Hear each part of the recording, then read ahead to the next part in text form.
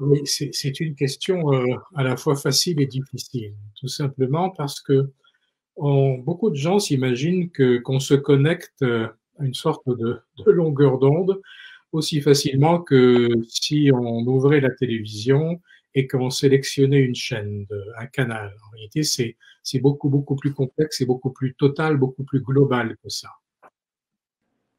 On n'est pas du tout assis comme devant une télévision avec un écran où il y a des scènes qui défilent. C'est absolument pas ça.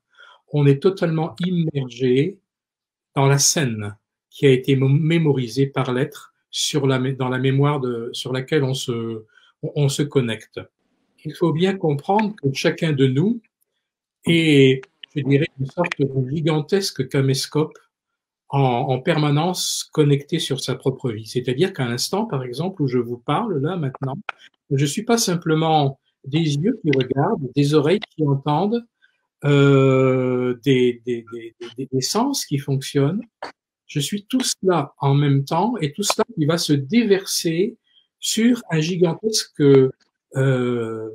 disque dur, le disque dur de ma mémoire profonde. Et ce disque dur, avec tout ce qui est vécu, tout ce que j'ai vécu dans l'instant et tout ce que j'ai vécu, eh bien, va se déverser sur un disque dur encore beaucoup plus incommensurable qui constitue la mémoire akashique.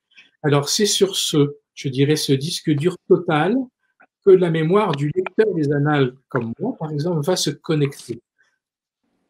Donc, en fait, ce qu'il faut bien comprendre, c'est que la mémoire akashique est constituée d'une multitude de disques mémoriels, et chaque disque ayant été enregistré par chaque personne qui a vécu au fil du temps. Alors, quand on plonge, quand on a la capacité, l'autorisation d'aller investiguer dans le disque dur de tel ou tel être qui s'est incarné par le passé, eh bien, c'est pas comme de plonger dans un livre, on plonge directement dans sa vie par ses propres yeux et par ses propres sens. C'est pour ça que c'est une expérience d'immersion qui est absolument totale. Et c'est pas uniquement au niveau des sens que tout est restitué, c'est au niveau des sensations, des émotions, etc. Donc c'est quelque chose qui vient nous chercher extrêmement loin, nous bouleverser, à plus forte raison quand il s'agit du maître du soir.